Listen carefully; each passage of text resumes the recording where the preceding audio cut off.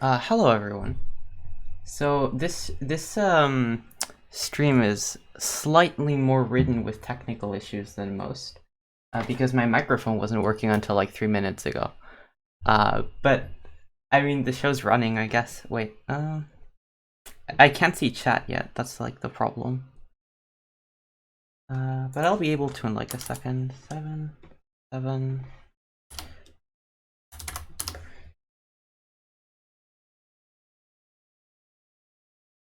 And in theory, I'll be able to see what you guys say soon.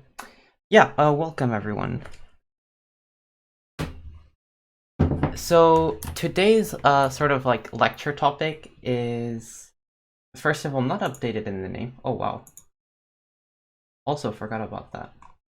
So the lecture is how not to become a caveman. That's the whole premise. But with, yeah, technical issues. Let's update that too.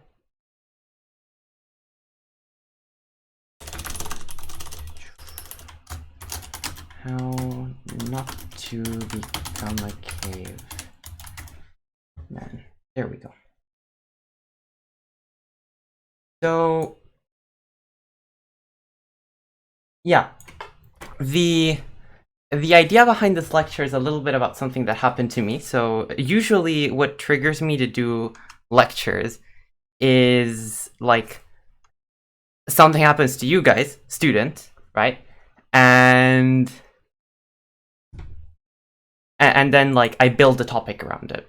And this time it sort of happened the other way around, but then I found interesting parallel in a lot of student games, and so that's sort of the lecture premise. I still can't see the chat, which is weird. I'll be able to in just a second. Then I'll say hi to everyone and we'll start things off properly.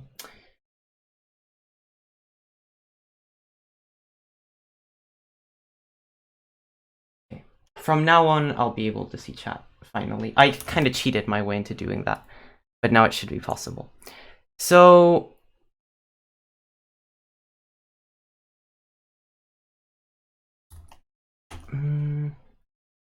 yeah. Hello, LCO Alex. This is the first one I see. Oh, I also see Chaos in the chat. Okay, now I see all of chat. Hello, everyone. Yeah, so Caveman is a topic I'll introduce. And oh, also hello, Jumping Point. Yeah, morning, everyone. Okay, finally things are running properly. So, Caveman is a term that's been popularized in the Nordic Dojo for a while. I forget who invented it. I think it's just something that's existed for a really long time now. It's just there. And the idea is sort of someone who handles things by threats. I invented it? Okay, good.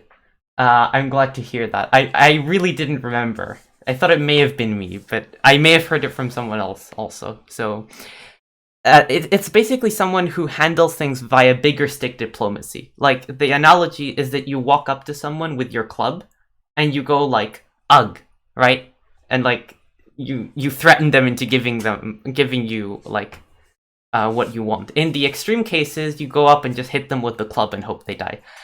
But we'll develop this a little bit more formally, what a caveman is and the characteristics of a caveman. I have some like slides on that for later.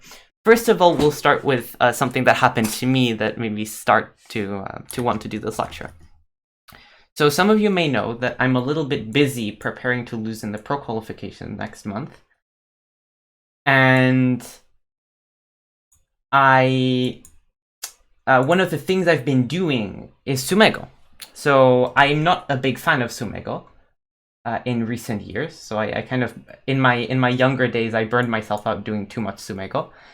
And I'm like not a fan of it. But for the last like couple of months, on advice from my teachers, I mean aunties in the chat, I was like, okay, let's start doing Sumego. And the effects were pretty good. Like, I was like, wait, I can read again. I can actually like calculate sequences properly. And I can solve all of these cool problems that I was having trouble with before. So my reading really improved. And one would assume that once one's reading improves, you'd play better. That's a good assumption. Like, people would usually think that there's some relationship there. And that turned out not entirely to be the case. So I'll briefly go over a couple of my own games that I recently played, practice games, which I lost. I lost a lot of them. And I think I saw a little bit of a pattern which I want to share with you guys just to start things off. So this particular game is when I played against, wait, let's see. Will I pronounce his name correctly? No, I won't, but I'll try anyone. Anyway, Benjamin Drianguenesia, or something. And I speak French and I still can't pronounce it. Preparing to lose by starting the suffering early, Sumego is the obvious choice. Well, yeah, Sumego, I don't know, I'm starting to get fond of Sumego now that I'm doing it. But it was hard to restart. I did well over 10,000 Sumego in both my years in China. Like, both my 6-month periods. So I kind of burned out from doing it. It was, yeah. But recently it's been fun. Now, game with Ben Zero, as everyone knows him. And this game is, unfortunately, I didn't manage to cheese it like the Grand Prix finale game, which ended up winning. This one I just lost. And let's see what happened. So I'm black. And I want to run through Fuseki quickly. Fuseki is not the point of this game. We got to, like, some position where I think this is a good moment to stop. Yeah. So we get to this position where white has a corner here, this, like, kind of sort of weak group here, and I have, like, the 2 corners, and it's my turn. So I need to decide what to do. And my thought process here was something along the lines of, I'd like to use my influence to attack the white stones. Like, the weak white stones. Like, there's only one weak white group left on the board, and I want to, like, do my best to attack it. Now, my solution to this attack was, I think, sort of logical. Let's say I cap, white plays here. Then it's really, really, really difficult to prevent white from connecting these stones. And in fact, once white plays b11, the, let's say, the point of attacking these stones becomes unclear. Because I'm not even going to get much. Like, how am I going to do this? Like, it's even difficult to play something like this, because this is a classic way to try and keep everything, but white even has some ideas, like cutting this way, and if I try to connect, it's like I get in trouble too. So there's a lot of problems. So therefore, if I'm going to attack, I should start here. That was, like, my thought process. And then I thought, well, white's going to play d6 now. And then white can cut and make me trade it, and then I'm also not attacking anything. So what am I doing? So therefore, which fantastically bad exchange do you guys think I made here? Man, is it a bad exchange. I'm just astounded in retrospect that I did this. D5, yeah, Telegraph, yeah, Telegraph Go knows what I'm talking about. I think Comorphism also wanted to say D5, but misclicked. Yeah, D5. So now I thought, oh, I'm actually attacking. Just find the worst move on the board to figure out what I played. Yeah, that works more often than I'd like it to work. Okay, so you guys predicted my terrible move. Now tell me what's terrible about it. It is a very bad move. Horrendous move. Because I'm, like, looking for a specific objective, which is attacking these stones, but I just gave up something really, really big. Literally killed c3 for no reason. Well, I had a reason.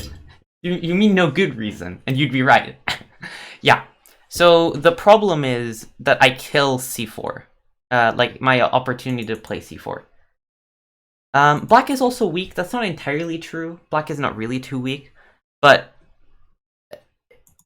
the point is, I have a juicy corner here. And then this is even, I have some aji that I can use. It's a very nice corner. So killing this option is a very, very strange thing to do. It's a big investment. This is sort of like saying, but by playing this exchange, I'm basically like going like all in. I'm doubling down on attacking the white stones. I'm going big. Like I want to profit, huge, and that's a risky thing to do. In the game, I didn't really think about it in those terms. I did know I'm investing, but I didn't have like a good sense of just how much. Let's see what happened in the game, and then we can discuss if this was worth it for me.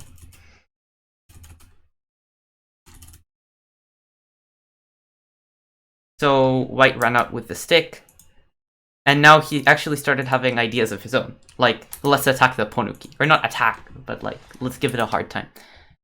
And if we look a little bit forward, I don't think it looks like this group ever got weak. So that didn't work out, in my opinion, anyway. Black didn't get under pressure himself. I wasn't weak, but I didn't get anything. And this is a big deal from a Go perspective, because here, I made a terrible exchange. I gave him lots of points, and I played this random second line move for no reason, like on move 480, right? That's very slow. And I lost this game pretty easily. Ben Zero closed this game out, like, simply. So that's one game. And I thought, okay, I should be careful with investing while attacking. I shouldn't stake my my livelihood, my game on a speculative attack. Okay, that's fine. I won't do it again. Now, let's go on to the next game where I did this again. So this is probably my next... Was it my second game in the league? I think so. I may have had a victory in between against a slightly weaker player. These are just on a practice league online. So this second game is... Wait, which order do I have them in? Oh yeah, okay. This is my game actually against another NGD teacher. So this is Lucas Potpera. And I'm white. And this game in retrospect is also very strange. Shows a very strange pattern. Let's see what happened. So I played some weird fake Joseki. It's not really good for white, but it was interesting. I thought it was interesting. It's not too bad. And you can see that in sort of traditional Oscar style, I have a huge moyo. That's fine. And I want to get to this position, where white has a huge moyo. I'm happy. Black has a lot of points. Lucan's happy. Lucan loves points. So it's everyone's doing their own thing. And in retrospect, I think it's sort of time to pay attention to this weakness. So this thing on the left side, it kind of looks like a Joseki, but there's a huge problem once black cuts. Oh, Antti showed this one last week. Oh, Antti showed it. I actually didn't check the lecture. Oh, Antti showed this. That's very nice. I should check up on the lecture. Yes, you use this one too. Okay, so probably given it was a Sabaki lecture, you probably looked at it from Black's perspective. Like, how can Black make Sabaki here? In this game, we're gonna talk about what I did. So I went a bit caveman here. So all this time ago, so back when this Joseki was played, I was thinking, well, what happens when Black tries to cut? I'm gonna connect. What happens if Black tries to go here? Oh, I'll MP triangle. Easy. If Black blocks, I will net. Oh, not like that. Like that. Very easy. And if Black extends, I'll just keep going. And I thought, well, Black can probably play something like this, but I'll figure something out then. That was my idea at the time. And my opponent didn't find a good way to use the Aji for a very long time, so we just let it rest. I've gotten away with not fixing this for like 35 moves. So it would be a good idea for me to eventually fix it, and something that Jeff suggested, right? Jeff's one of my teachers, also an Ardigo Dojo teacher, is like this. like just fix the weakness after black cuts. We can, for example, play this way, this way, this way, and sort of fix everything and pretend the lower side's ours.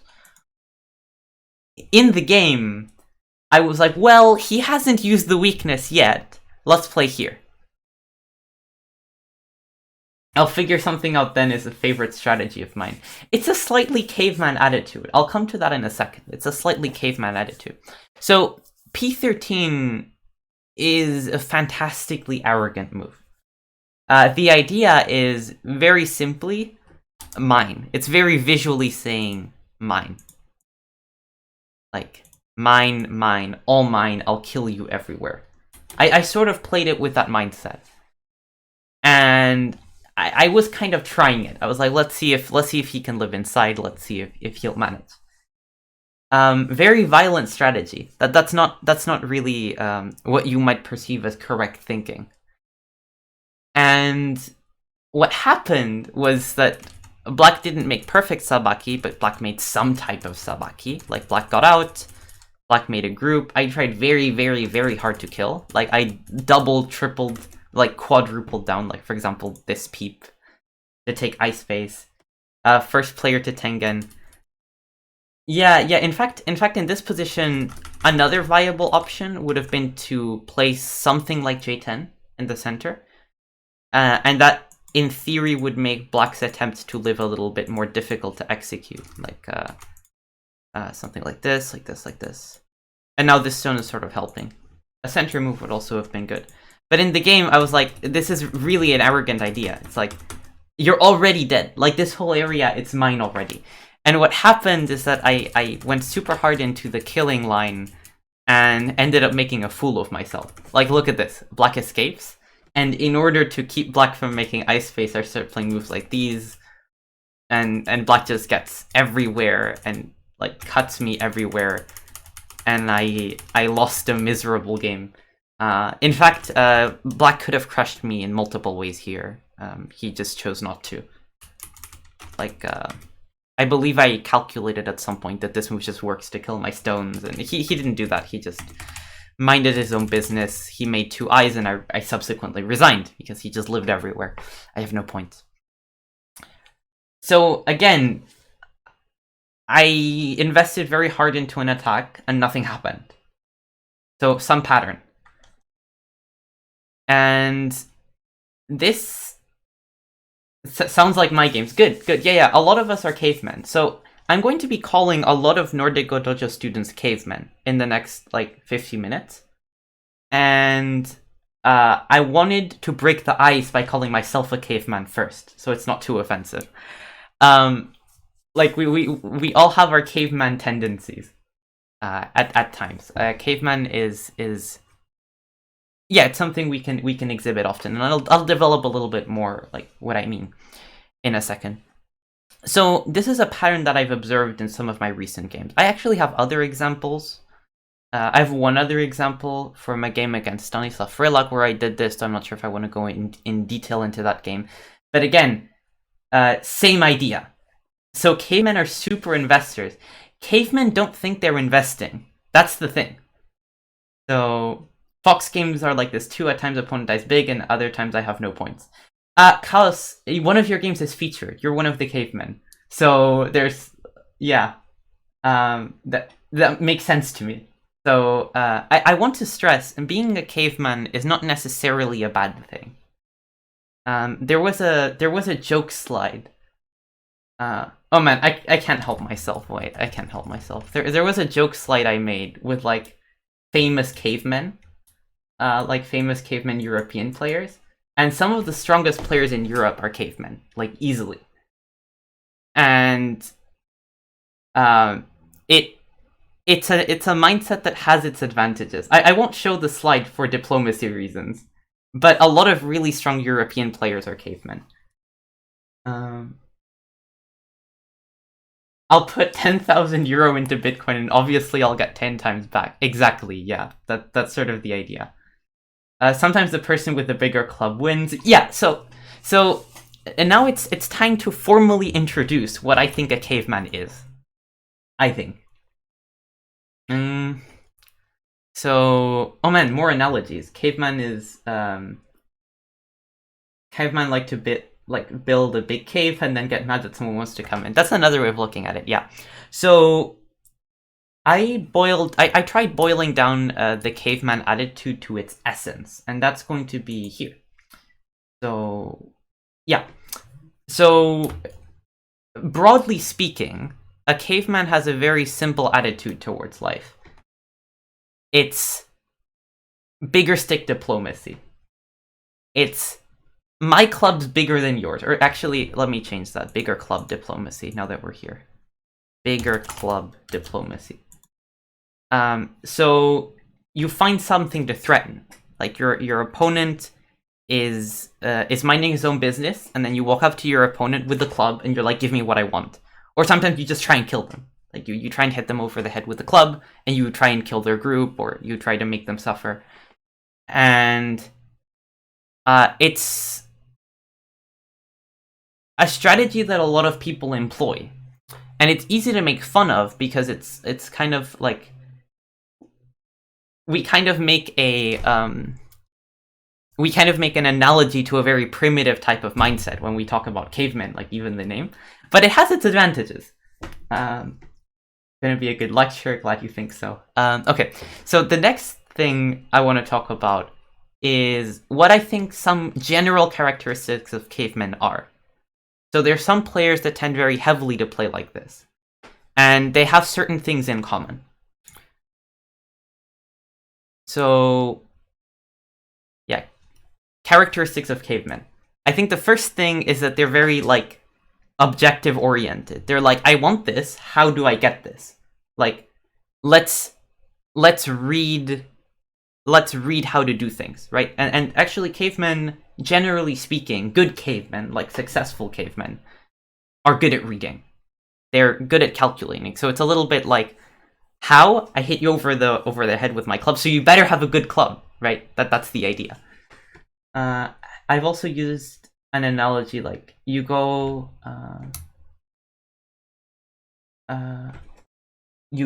how about you first hit me with yours, then I hit you with mine.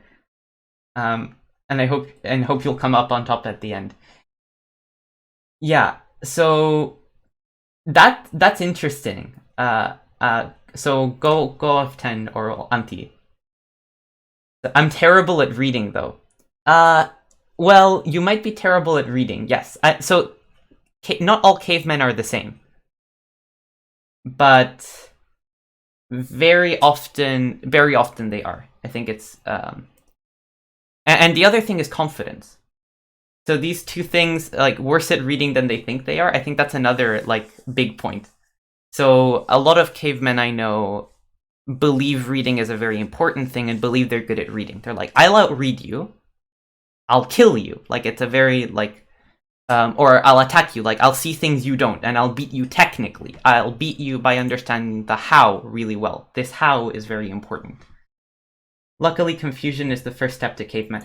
Yeah, confusion is one of the reasons caveman works. And later we're going to go into why cavemen are successful. Because cavemen are not purely unsuccessful. I'm going to show some success cases. One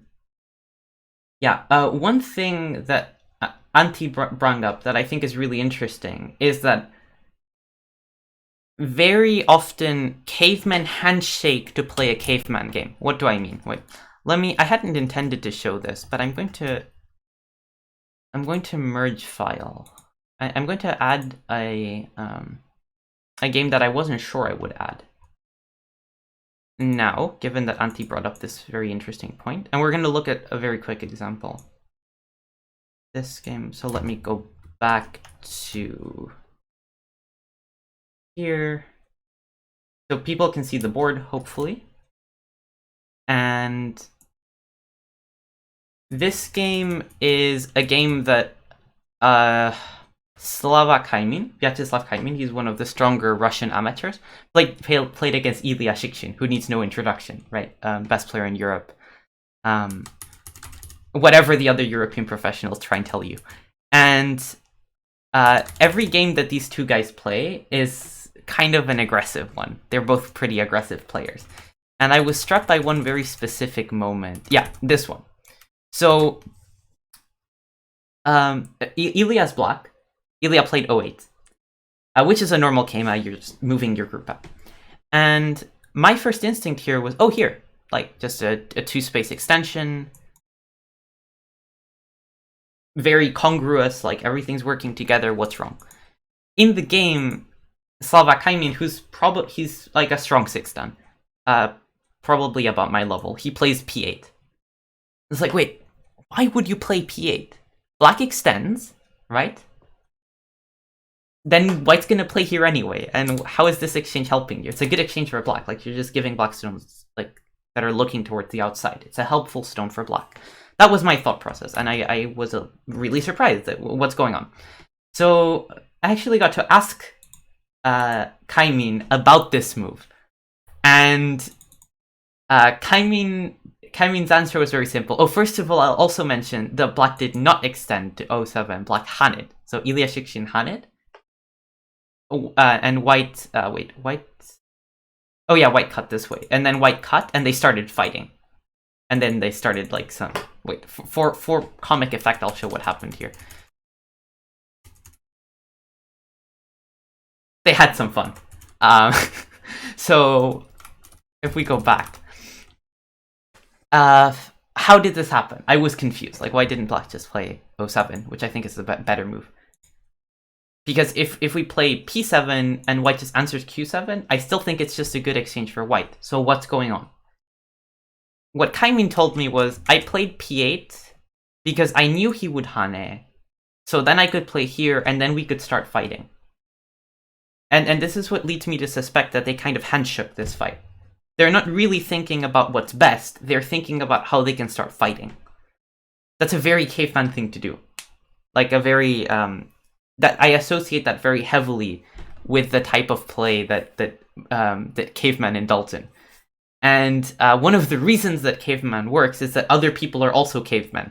So you go into this club hitting contest. Like, you do this, and you're like, okay, let's go. Whose club is bigger, right? And that leads to very interesting games because you get all of these like pretty shapes and interesting fighting situations. And I mean, Ilia Shikshin's a fantastic player. So Ilia, who occasionally does very very caveman-esque, shows very caveman-esque behavior, is a much better player than I am. So there are some definite benefits. Yeah, how to make the opponent suffer no matter the cost. How to threaten the opponent. Yeah. The caveman probing move. Yeah. Like this is if we go for the caveman analogy, this is like you're trying to communicate in caveman language, like fight ? And then like black's like fight ! And then like yay, we fight.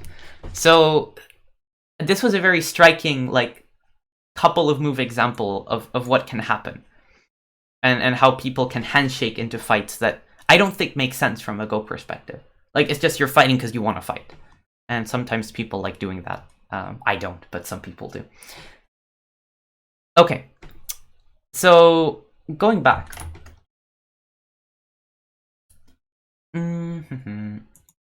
So, going back. Cavemen. Another thing that I find in a lot of cavemen, and this isn't uniform. Actually, no, I know one caveman who's very, who's not very optimistic. But most of them are, I think. There's like some idea that I will outread you. Like there's some assumption. Something that happens to a lot of more aggressive players is that they assume they will win coast. Like they don't visualize the cost of a co very well. So I know one caveman. Well, I know many. I just know one specific one that isn't that optimistic. Many cavemen I know are ruthlessly optimistic. Just like absolutely, I'm never behind ever. That's one characteristic that's there. So okay, let's keep these in mind, and I want to go through a couple of Nordic Go Dojo games that I think, where I think this kind of threatening behavior, this kind of like I will crush you behavior shows up. And I think that can help us understand when does it work and when does it not work. Because again, this can work, right? It's a funny term, but it can work. And then we can see when it works and when it doesn't. So let's go back to the games and no, there we go. So first Nordic Go Dojo game, and which one was this? Which order do I have them in? Okay, so this one's I think black's a 1Q, I think, and white's a 2 done. And I thought that this game was quite interesting. So yeah, the Fuseki again is not too interesting. People just played some Josekis, and I think the real point of interest starts to happen when black played e3 and tried to push through white's territory. White found a way to connect under the stones. So far, everyone's happy. Nothing too much has happened. Okay. This is an interesting point, because white technically has a cutting point. I think we can agree. Right? You guys can see it, right? White can get cut. And in fact, technically, white can get cut a couple of different ways. And maybe one thing that I'd ask the audience is, would you use this cut? So I'm speaking specifically around the weakness around A. What would we do about this? Do we try and cut this stone? Do we not care? What's the idea? And I think this is one very important thing generally in Go. Like, why are we doing stuff? Because when we went back, when we go back to the slides, I'll point out cavemen are very how oriented, not why oriented. So that's why I wanted to start with the why. Like, do we want to cut this stone? Well, let's see. Let's say we cut this way, this way, this way.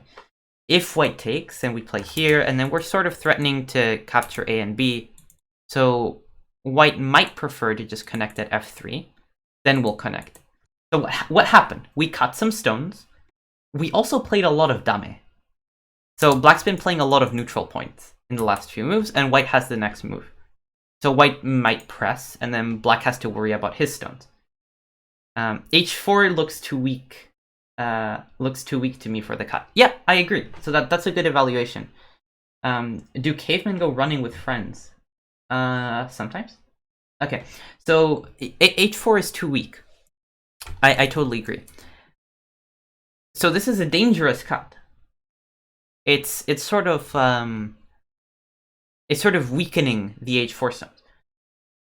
Black went for it anyway, and the other thing that impressed me is that black played e5. Black did not cut at f4 first, and then black cut at g6. What's going on? And I think that the idea here is that black saw that he can cut something, right? So just because you can do something doesn't mean you should. But g6 would have been so much better. G6 first. G6 first. That's an idea. I hope you mean g4, or is g6 actually?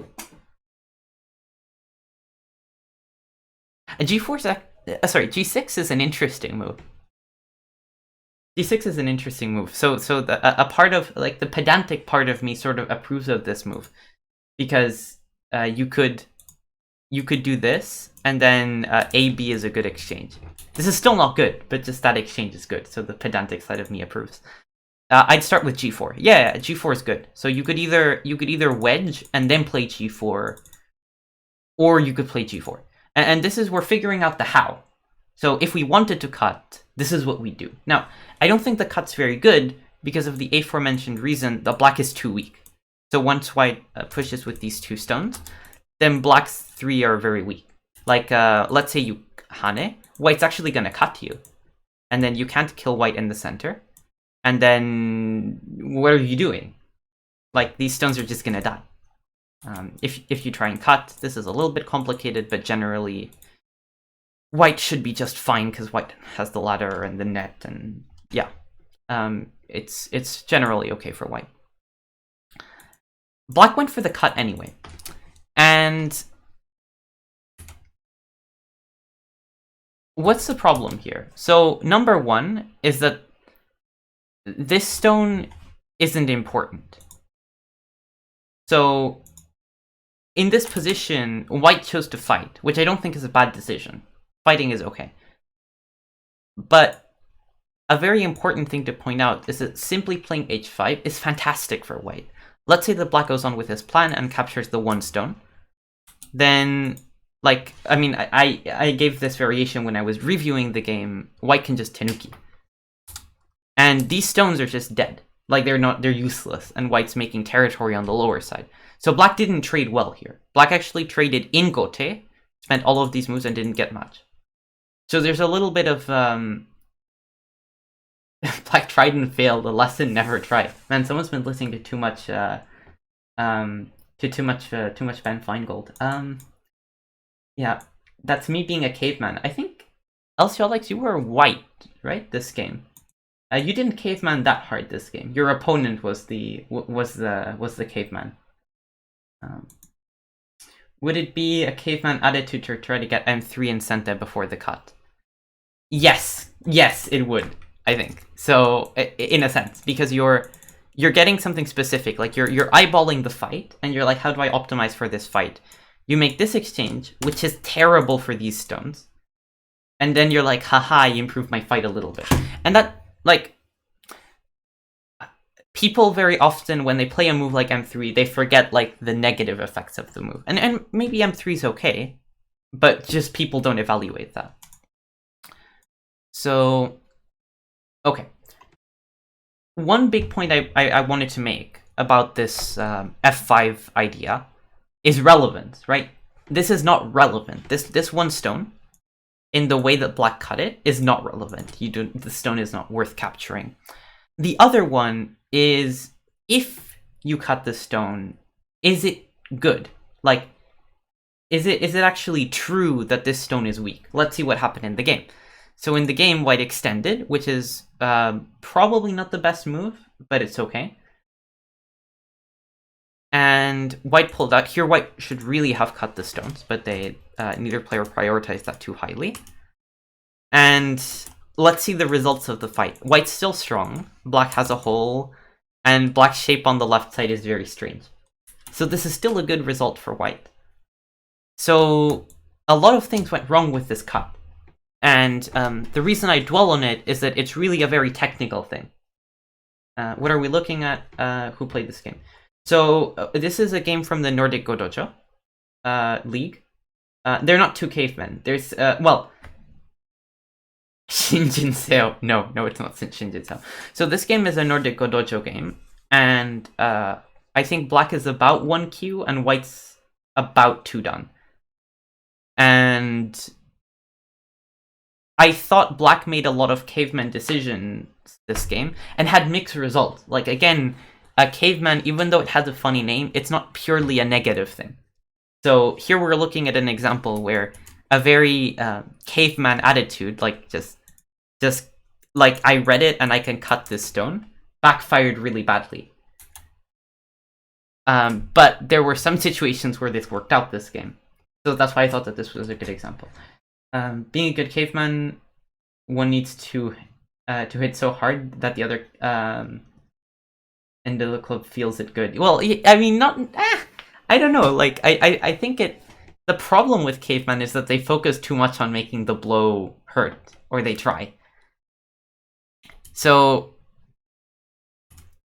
I'm going to introduce.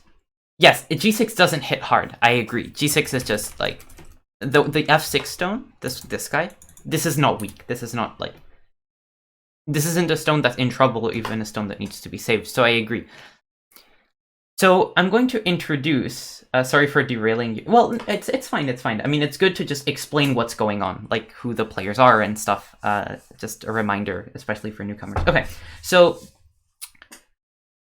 I'm going to introduce a little bit of tentative advice here.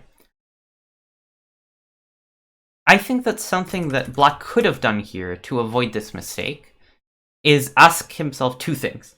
So one is it relevant? Like, is it relevant that I can attack this stone? The answer would have been no. This stone is not relevant, at least relative to the rest of the stuff that's on the board. That's already a very good reason not to go for this cut. The second thing is it true? So, is it true that I'm actually attacking this stone? Is it true that white's in trouble? Again, the answer would be no. So that's a double whammy. This is not a good caveman move. Going back to my own games, this is a game, so some of you that were here earlier in the lecture saw this. In this particular game, I worked off of the premise that these stones at c8 and e8 could be attacked. And is it relevant? Yes, that's pretty relevant. If I can attack them, and if they are in trouble, then that's something white should pay attention to. Is it true? Probably not. In the game, we saw that it wasn't. White just jumped a couple of times, and then he has this, like, these 5-1 space jumps, and I can't do anything ever. So, I would... Oh, wait, this is the wrong game. I would tentatively coin this terminology, or, like, not this terminology, but this thought process for people to avoid the worst of caveman behavior, let's say.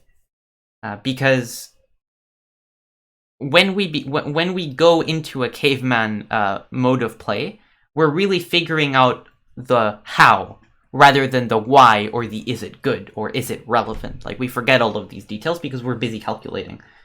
So caveman must either get a knockout or you just end up sitting in the ring at the end looking silly. Yes. Yes, sort of. Like, if we make the boxing analogy, right? If we make the boxing analogy, which is sort of what we're getting towards here, it's like you're a boxer and, like, you punch somewhere, like, really, really hard. Like, or maybe you, like rhinoceros, like, charge your way in. And, like, your opponent has to be there, and your charge has to be good.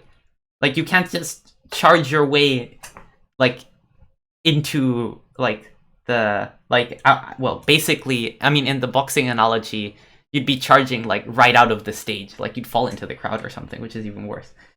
So, okay. So that's one first example. Let's go on a little bit. Let's see what happened this particular game. So, in this game, so white played c8. And c8's an annoying move. The idea of c8 is that you're going to play here, and I'm going to play here. And then black's whole group is going to be sort of weak, and I've taken all your money. And black was like, no, I'm not letting that happen, right? I'm going to fight these stones. And as I put it in my commentary, right, so I commented this game for the Nordic Dojo, and I said, this descent is one of the riskiest moves I've seen in a while. And unfortunately, I can only classify it as a potentially game-losing overplay. So that's what I said in my commentary. So what's wrong with this move? White's gonna cut. White's gonna push, and white's gonna play here. And black's actually dead. Black's just dead. So this doesn't work. And I totally understand why black did this. He probably couldn't, like, stand this. He couldn't stand just letting white walk over him. He's like, I have to fight back. Like, it's very understandable, actually. And very possibly, it wasn't clear to the players what's going on. So maybe I can read this out clearly because I'm watching the game, I'm not in the game, and I'm not, like, in the heat of the moment, but as players, it's, like, hard to read. So black makes a decision, like, I might die, but I might not die, and let's start this fight. And that's also something that that caveman players often do. You start a fight where you're not sure who's better, but you assume you'll win, because you assume that you'll read better than your opponent. Like, you sort of favor this type of fighting situation. So black went for this. Let's see what happened. White in the game played b5, which is fine. It's a little bit inaccurate, but it's fine. Black should still be dying.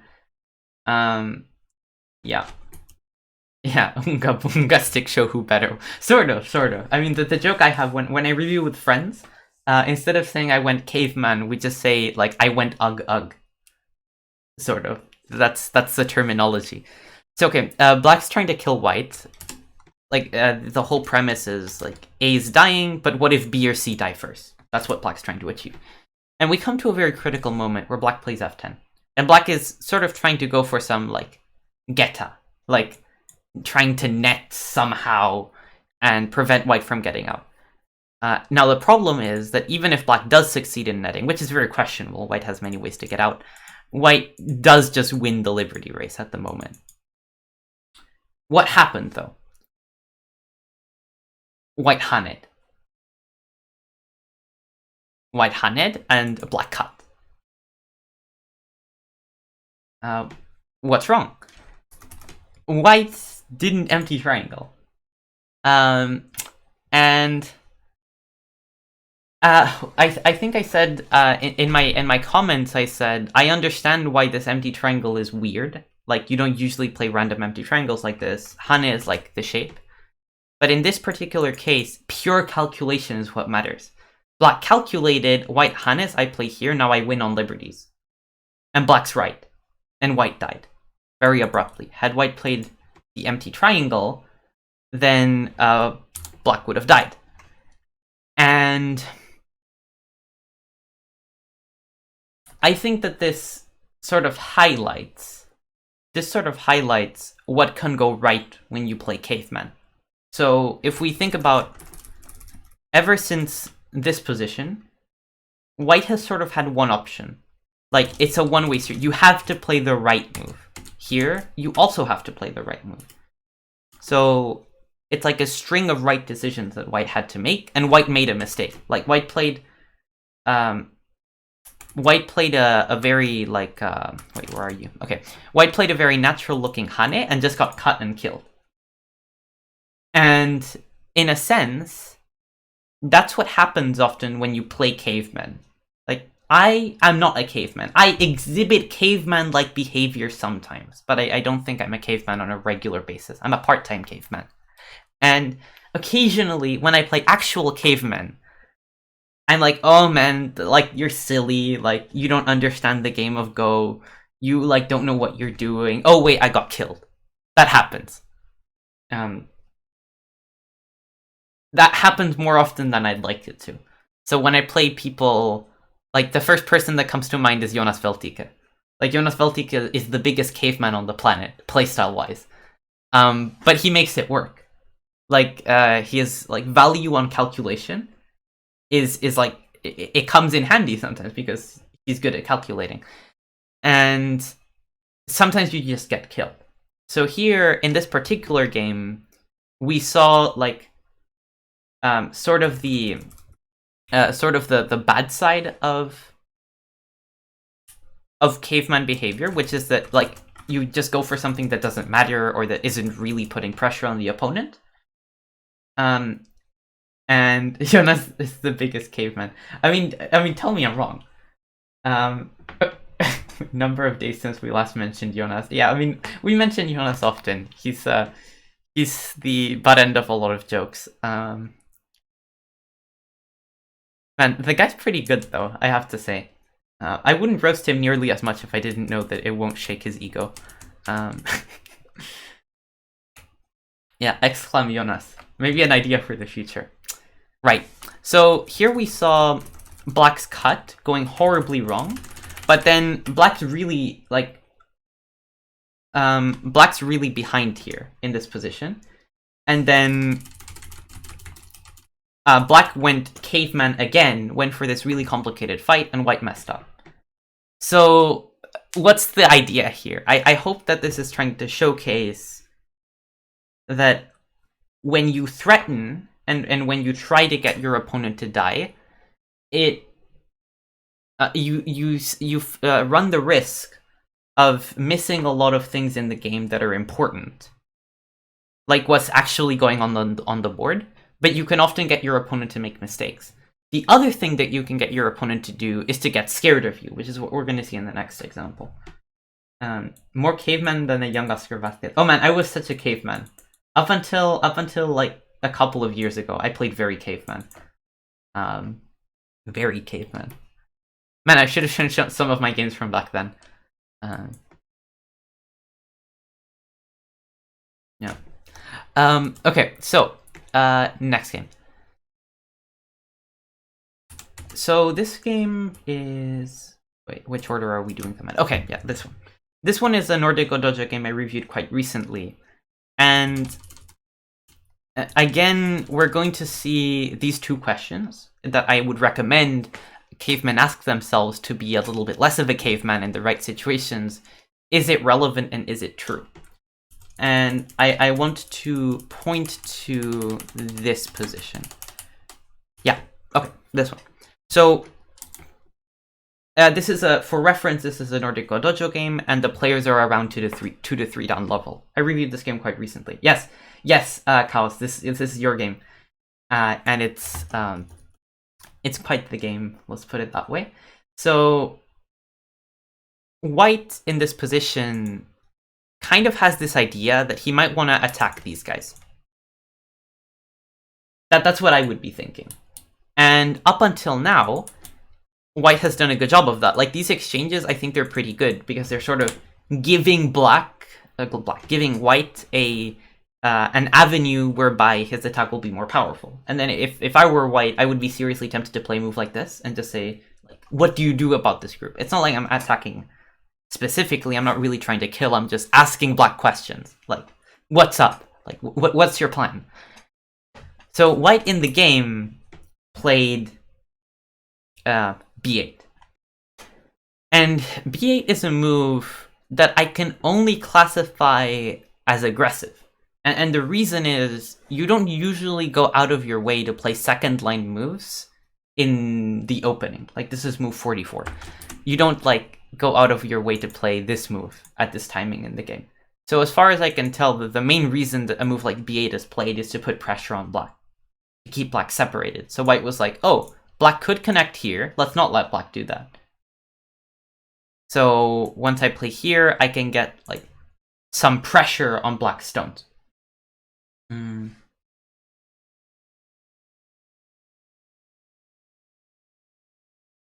Oh man.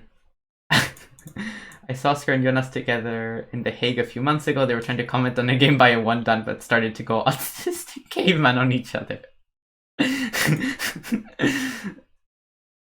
Yeah, I mean, sometimes just discussing variations for the sake of discussing variations, like just discussing reading variations, is fun.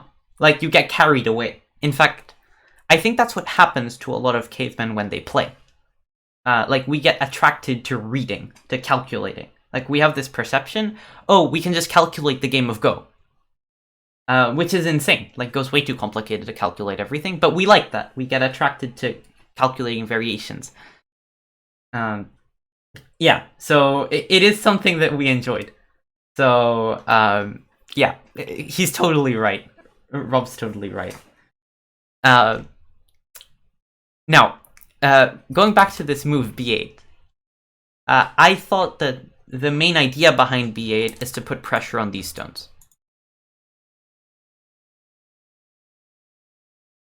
And now, again, what's going on?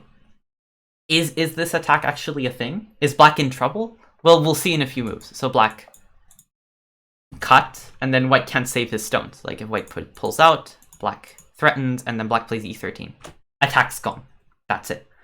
So in the game, White had to sacrifice the 2 stones, and now White has this gaping hole that he needs to fix. So in the end, did this work out? Not really. You just spent a move for something that couldn't really get attacked. And this is one of those moves that is relevant, in a sense, but it's not true, right? So it's relevant because if you can put pressure on these stones, that's a good thing to do. It's not true. You can never put pressure on these stones because the stones can, first of all, live locally. That's just a life. And second of all, White has severe cutting points. So spending a move here is not the right thing to do. And I think White realized this. So after Black cut and successfully... wait, where am I? I lost the variation. Yeah, okay. So White realized that, oh, if I defend here, Black's just going to play in the center, and then I got nothing. Like, Black just lived on both sides. What am I doing? So White chose not to defend. White instead played aggressive. So White played L11. And, yeah. It's... I totally understand this move, because white's saying, I need to attack these stones because otherwise my plays don't make sense. Will there be a lecture about how to become a caveman? That's what I'm interested in. Well, in a sense, even though this lecture is titled How to Not Become a Caveman, I'm sort of trying to point you guys towards realizing when it's good to be a caveman and when it's not good to be a caveman. Also, yes, if you want to become a caveman, you can ask Jonas for private lessons. He offers them. Yeah. So I think that undoubtedly the correct move here is e14. Like, it has to be. Like, you think of the rules of Go, right? Like, the rules of Go, like, you have a cutting point like this, where if black pushes, you have liberty problems everywhere, and your shape's, like, tearing apart, and, like double Ataris, and you should defend this. It's important. Those are the rules of Go. White disregarded them. Why? I think because of moral reasons. Like, white understands that e14 will just let black get everything he wants. So he's like, yeah, that doesn't matter. And to me, this is sort of the equivalent of being a caveman with a club in your hand, right? And you've just gotten shot with an arrow or something, and you're bleeding from the heart, right? And you're just, like, not in good shape. And you're like, instead of, like, going to take care of yourself, you, like, start running at your opponent with a club, and you hope it works. That's what this looks like right now. And I understand why white did it, because if white doesn't attack these stones in the center, then white's play doesn't make any sense. Like, white's trying to be congruent with his previous play, and I understand that. Let's see what happened. In the game, black protected, played g13, white got to fix the arrow in his heart, and then black had to, like, figure out a way to live. This was very successful for white, I thought. So, in retrospect, what would have happened if black just pushes? So I tried to think about that. What would have happened here? And I think that very possibly white's just in trouble. So I gave a sample variation. What if white says, oh, these stones don't matter? Let's just keep attacking these stones in the center and not care about, like, the left side, right? So I give this sample variation where white's shape just gets destroyed. Like, white still has a hole here, black is making solid shape in the center. Like, the white shape problems are, like, really acting up. And then black's group isn't getting attacked. So white's language of attacking the black group doesn't hold up because white's just too weak. And here we're talking in Go terms. We're talking about the game of Go, the board Go. I don't think these two players were really thinking of things in Go terms. White made a threat, and black reacted. White got to fix his weakness. And now these exchanges are very good for white because black can't run out anymore. Black has to live inside, basically.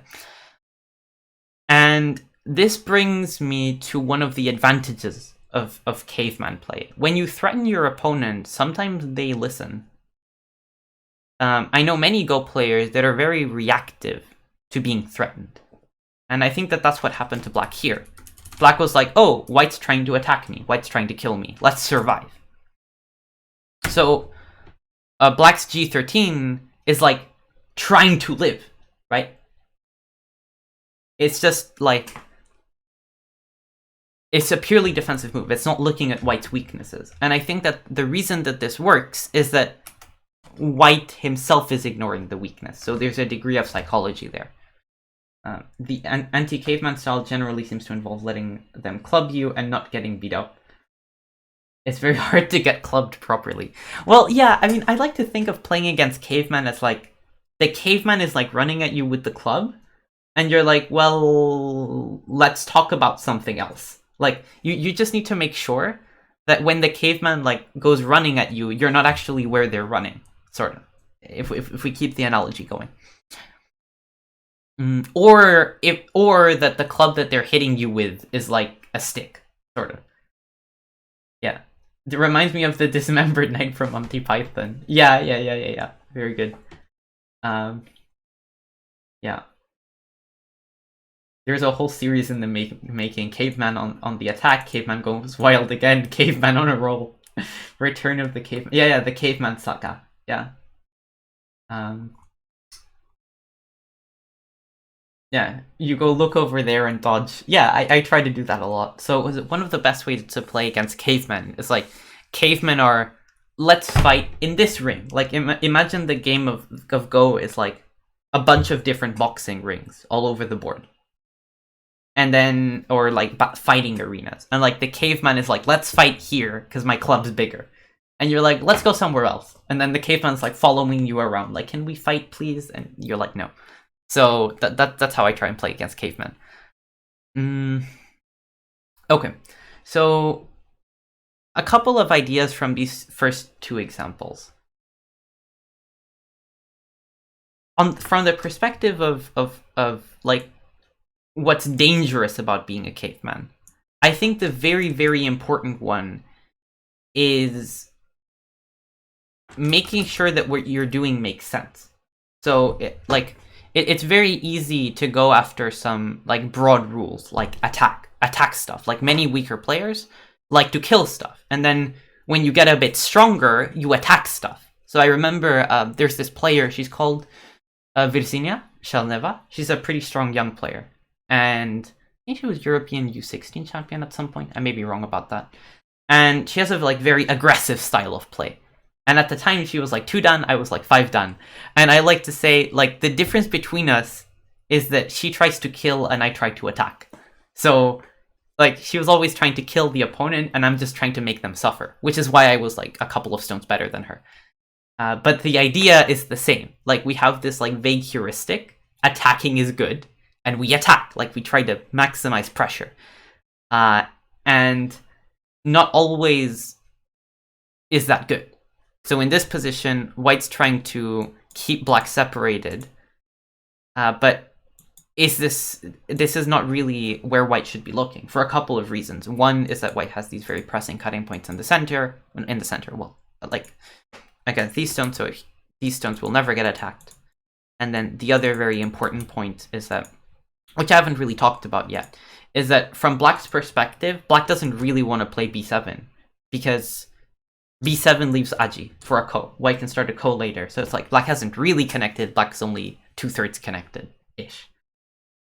Here I would like to do e13 and see what black would do instead of... Yeah, that's one idea. So when I reviewed the game, Garden makes a good point. So Garden makes a good point. Just defending the cutting point is a reasonable idea. Just strengthening and then seeing what black does. So I think black would jump in the center and then white can figure out what he wants to do. Maybe it's just invade the corner. Maybe it's like Tanuki to somewhere else. Maybe you want to keep some pressure on the black stones. That's an option too.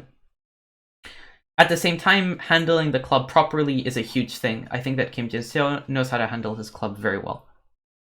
I think you mean Shin Jin-seo, but yes. Maybe there's also a Kim Jin-seo, I don't know.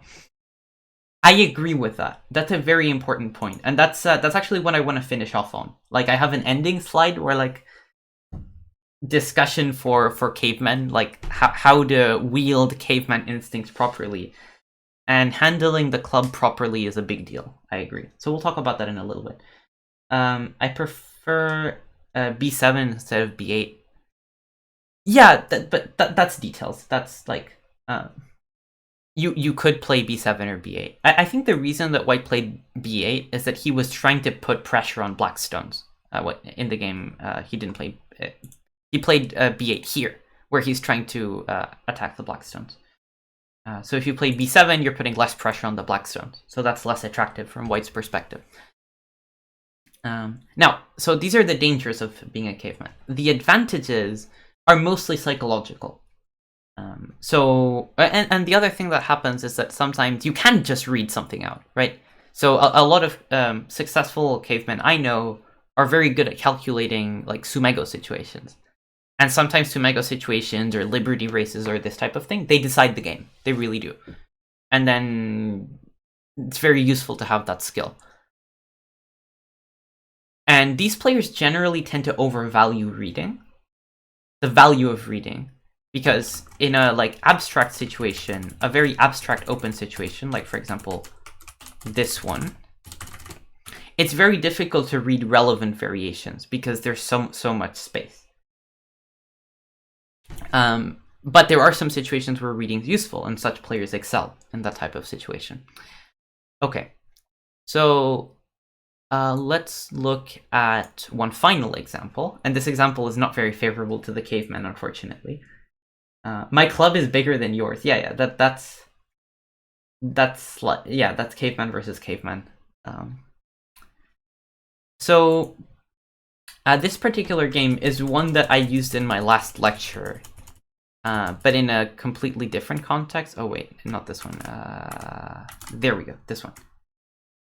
It could have been a Caveman success story. I'm sorry, yes, it could have been, right? There's a fine line between success and failure. Definitely, if any top pro decide to go full Caveman, they'd still be pro. I mean, depends on what you mean by full Caveman. You can be very like that dangerous words there, but I see what you mean. There's a lot of psychological value in Caveman. So, because your opponent's like, it puts your opponent under a lot of pressure. Like your opponent has usually one correct move to make or very few correct moves to make, and they also like emotionally feel the pressure, right? From what I learned, what dethroned Li Changho was Chohan's Caveman style. I have not looked at any of Choi's games, but I'll take your word for it. It could be. It could be. So this particular game, you may recognize it from last lecture, and we're gonna basically be talking about this group on the left side. And in that game, we talked about it, about this game, like from the perspective of investment and profit. Like, what's Black investing into this fight? What do we expect to profit? And here, we're going to talk about, let's say, the type of decision making, like the type of thinking that goes into making investments. Because the Caveman makes often, or like is at danger of making investments without realizing he's making them. Just like in my game against Ben Zero that I showed you guys earlier, I played this horrific investment without really being cognizant of how bad the exchange was. Black did something similar in this game. So let's go over here. Not over here. Over here. Yes. Oh, hello, Fluttermouse. Welcome. The level of this game is about 3 down level. Again, 3 to 4 down. So we have this position. Yeah. And as I pointed out in my commentary, Black could have killed very easily with b7. So the idea of b7, if White blocks, we play here, here, here. Easy, like, quite a simple kill. If White blocks from this side, we push, and then we have to be a little bit careful here, because if we play b5, there's technically some danger around White trying to make an eye, but it's not really a problem because White doesn't have liberties. So Black could have killed, and this is one situation where you could have gone full Caveman. You just read it, like you just calculate b7. How do you live? Like bam, like knocked out. Right? Knocked out by my club. Black didn't do that here, unfortunately, because he just missed it, and White missed the move also, or at least missed how severe the move was, and then Black actually ended up playing b5.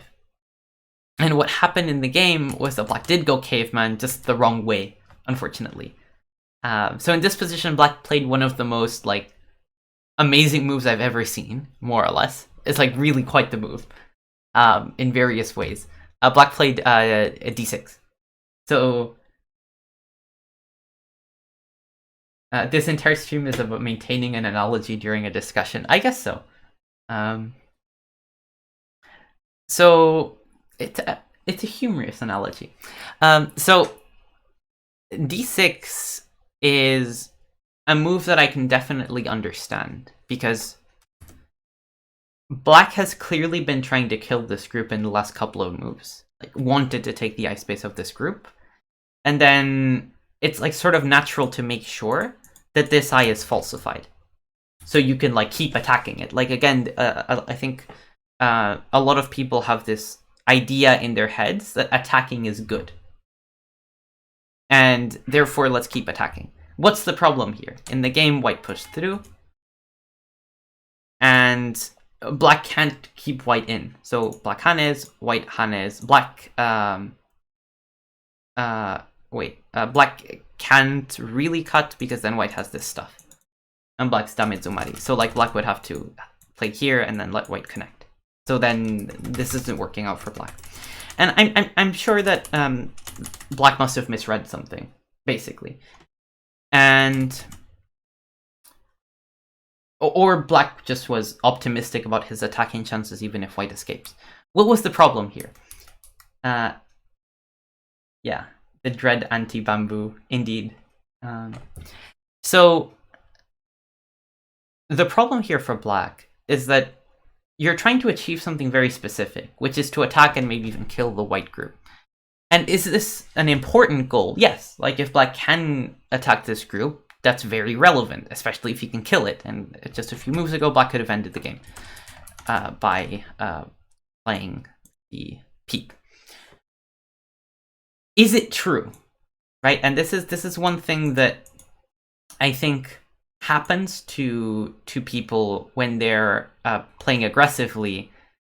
We're valuing the attack rather than the whether it works or whether it's good for us. So here, black like took an eye, let white escape, and it's like, oh well, I'll keep attacking it. It's fine, or like I can kill it. I'm not sure which one of the two, but black expected something from this. From a goat perspective, this is an extremely risky move because you're playing a dame, and you're letting white cut your shape in half. And it's a speculative thing. You're basically hoping to get some compensation. And that's a thing you should be very wary of doing if you just have, if you haven't read out specifically that it works. If you've misread, or if you just overestimated your chances, then that's very dangerous. Just like in my game against Lucas Potpera, which I showed earlier, I heavily overestimated my chances of killing black's group in the center. Like, I had every intention of killing this group, and I failed miserably because killing groups is hard. So it's kind of important to make sure how much we're adhering to truth when we play aggressively. Players have sort of an inherent bias towards like forcing more than we should, or many of us do anyway.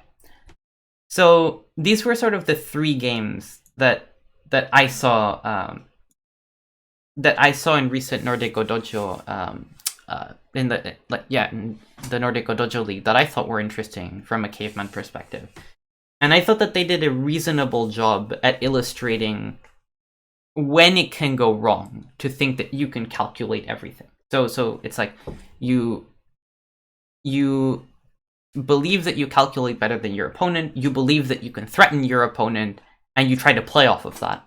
That's risky in certain situations, and then we're going to try and like prevent that from happening. Yeah. Literate caveman good, illiterate caveman bad. Sort of. So now we'll get to like how to be a good caveman, or how to tame and use the caveman instinct. So yeah, the intellectual caveman, the scholar caveman, the path of the scholar caveman, and yeah. Not sure about the subject, but this book would sell a lot of copies. Yeah. I mean, I can see the chat's really, as far as I can tell, engaging with the caveman analogy. I'm not sure how good it is at describing the phenomenon I'm trying to get across, but it's popular. So I guess it has that going for it. Okay. So how to tame your inner caveman. That's actually the next slide I have up. So here, and yeah, tame the caveman. So that's and Antti was very close with the title, let's say. So what do I mean by tame the caveman? There's some situations where going for a knockout punch and just clubbing your opponent over the head will work. or like threatening to do that will work. And we saw some examples of that happening.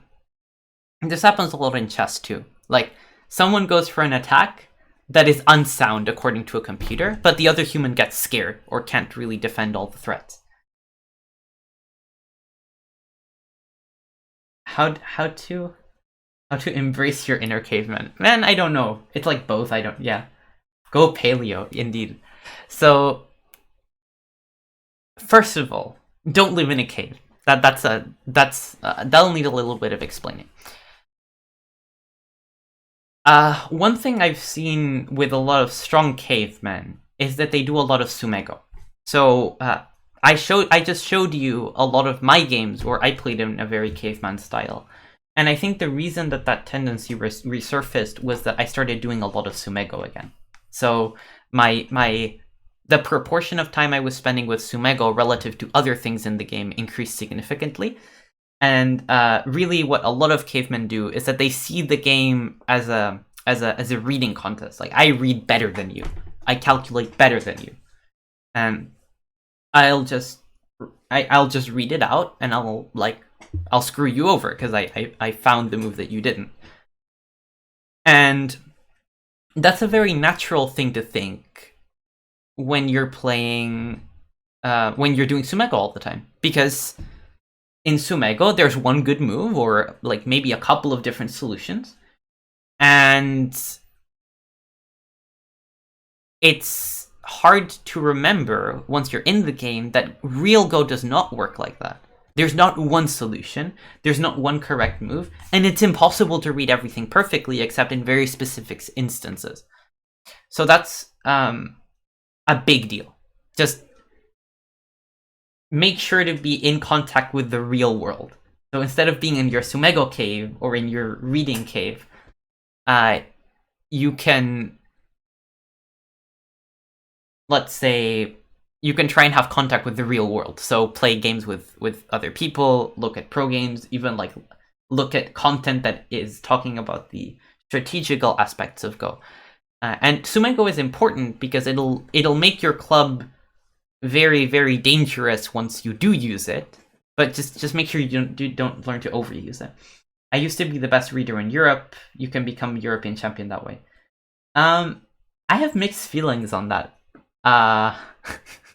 So I can see what Rob means there, but remember how I said earlier that a lot of very reading heavy players sort of handshake into reading fights. So if everyone else is a caveman, of course you'll like do well if you're the best caveman, right? But that isn't, not everyone's a caveman these days. I don't know how the climate was in Europe back then, but my point is that there's some players that just decide to play an aggressive game regardless of how good it is, and you showed an example earlier. Nevertheless, reading well is quite important. I'm not saying it's not. So, yeah. Smack with thin paper book instead of thick club. Got it. Nice. Okay. Telegraph Go is now back down to 1 done. So, number 2, understand why you want things. So what I mean by this is it's really easy to get into the how. So reading is how. You want something and you figure out how you get it. Or you're trying to figure out a solution to a problem that you set out in your head. Reading aimlessly is really dangerous. Like, reading without an objective is really dangerous because you don't have a way of evaluating what you're doing, a way to judge it.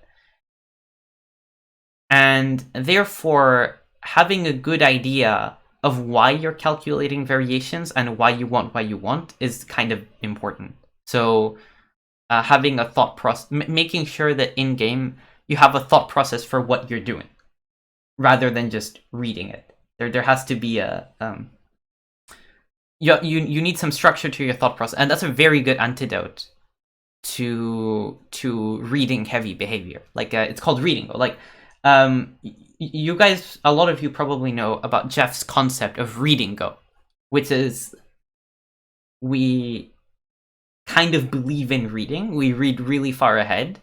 And we don't really, we can't read every variation, so reading is not that accurate. We just believe in reading.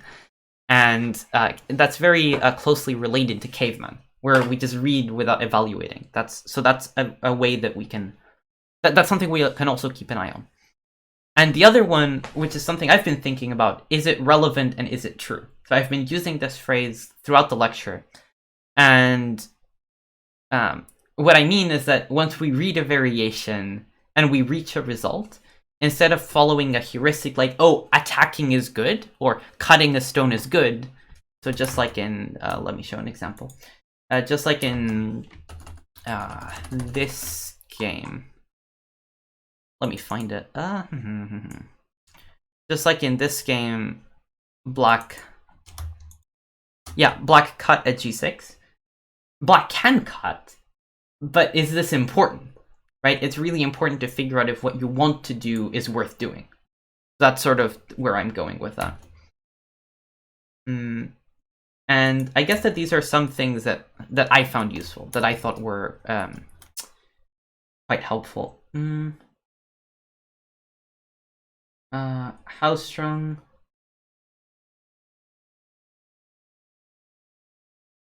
AI got strong when they figured out a way to get around their reading and enter intuition and global evaluation into algorithms. Sort of. Yeah. So one interesting thing, one thing that often occurs to me is that many chess players are cavemen. And the reason is that chess is a game that's much more given to the caveman attitude.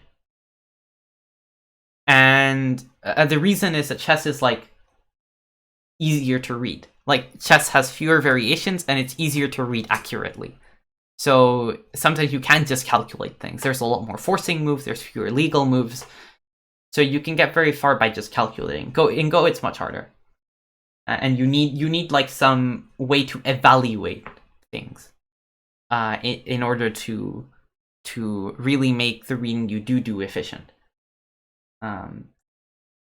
Oscar, sorry, but no. For AI, yes, but not for humans. Oh, okay. I mean, in chess, I'm not saying that chess players are purely cavemen. I'm saying that you'll be more successful with a caveman mindset in chess. I'm quite confident of that. Like, when you check, there's like a couple of legal moves. Yeah. The reading is as infinite as in Go. I don't agree with that. Maybe I'm wrong, because I'm not that good of a chess player. But my intuition would say otherwise. I might be wrong. So Zephodia says, well, I could do a few other things too, to be honest. I once asked Yama about 8 years ago how he thought he could get better. His answer was that he thought he could read better than almost anyone else, but that he thought he could only get better by improving his judgment. I asked how he could do that. He admitted he had no concrete plan. That's unfortunate.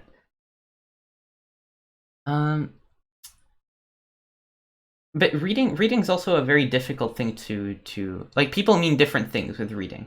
So I was chess caveman in the 80s. Okay. Reading is a very hard term to define, and in fact, I might do a lecture on reading in the future, like what people mean by reading, what I mean by reading versus what people mean by reading, and what I think useful definitions are, because like it's not a very well defined term. Well, at least Iyama understood the problem and he was aware of it. Yeah, I see. Also, I guess when you're Iyama's level, it's really hard to understand how to improve. Like, the higher up you go, the harder it is to find places to improve. I think in chess reading, there are more surprise testuji, but less surprise strategic ideas. That's sort of a way of looking at it, I suppose. But okay, so this is maybe the note I wanted to end on. And I want to, like, I want to end by specifying that this idea that you can read variations concretely, that you can use your reading to threaten your opponent, and that you can calculate variations and, like, attack your opponent, that works. That can work. Especially for psychological reasons. Like we said, we showed some examples, like, where someone actually gets, like, scared. Someone gets, someone reacts to your plan of attack, to your aggressive intentions, and that's a very human thing, and that's one reason that very reading intensive behavior works, even if the reading itself is not that accurate because the game is just too complicated. So I do want to say that there's situations where the caveman does do very well. We all live in a cave at some level, yeah. To be fair, chess players are rather wood pushers than cavemen. Wow. So I do want to stress, I do think this is not an invaluable mindset. There's some very good players that have very, like, caveman-like behavior. But there's also situations where it can go horribly wrong. And that's something that you have to keep in mind. So that's the note I want to end on. So that's sort of it for my lecture. This was a fun one to do, I think, because from my perspective, I very often go back to caveman roots. Like, I have caveman games. I don't play like this consistently, but sometimes I get this idea of like, oh, let's just pressure the opponent into giving me what I want, or let's just get into this complicated fight and let's just outread my opponent. And then, like, I have this like oscillation of like caveman tendencies. So it's a fun one from my perspective. If anyone has any questions or any remarks to finish off, I'll be glad to answer them. Otherwise, I'll be finishing off a Platonic reference. Let's see. By Platonic, do we mean Plato? Maybe.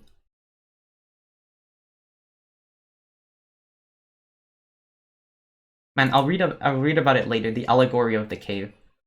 Thank you for the lecture. Yeah, thank you for watching. The points were interesting. Yeah, this is a topic that's a little bit more experimental even than most, so I wasn't sure how it's gonna go. No rocky feelings, chess players. I love chess. Yeah, chess is a fun game. I like chess too. We all love chess. But not as much as Go. Not as much as Go. The reading lecture also sounds promising. Thanks for the feedback. I'll consider it. Yeah, thank you guys for watching. It was a fun one. And I'll see you guys around.